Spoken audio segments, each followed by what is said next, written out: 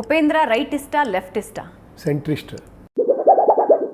మనం చాలాసార్లు వింటుంటాం కదా, ఈ సినిమాలోని సన్నివేశాలు మన సమాజానికి అద్దం పట్టినట్టుగా ఉన్నాయని.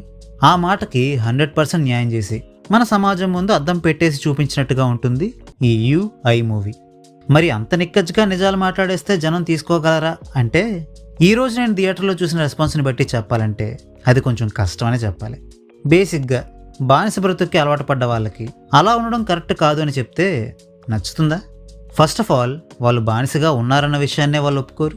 అలాంటిది ఇక దాన్ని తప్పు అంటే మాత్రం ఎందుకు ఒప్పుకుంటారు?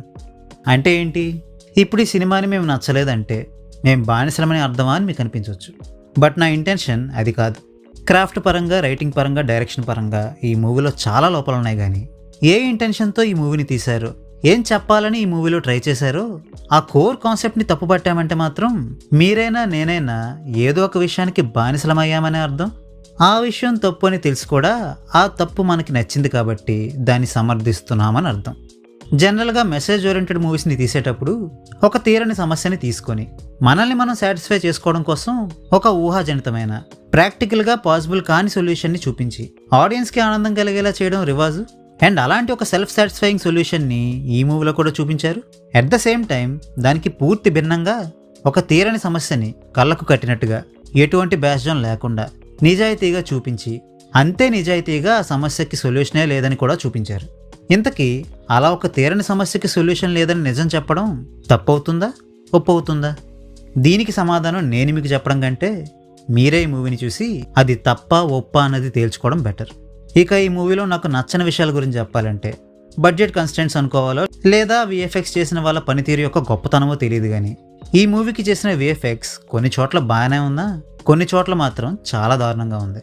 ఇక ఈ మూవీలో హీరోయిన్ క్యారెక్టర్ని డిజైన్ చేసిన తీరు కూడా చాలా సిల్లీగా ఉంది.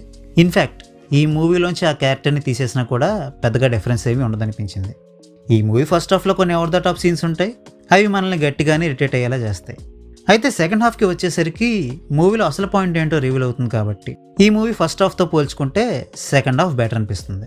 సో ఫైనల్గా ఈ మూవీ నేను మీకు రికమెండ్ చేస్తానా అంటే, ఉపేంద్ర గారి మూవీస్లో ఉండే మ్యాడ్నెస్ని, ఆయన తన మూవీస్ ద్వారా చెప్పే మంచి విషయాల్ని మీరు ఇష్టపడేవారైతే ఈ మూవీలో ఎన్ని లోపాలు ఉన్నప్పటికీ ఓపిక పట్టి ఈ మూవీని మీరు పూర్తిగా చూస్తే మీకు ఈ మూవీ నచ్చే అవకాశం ఉంటుంది.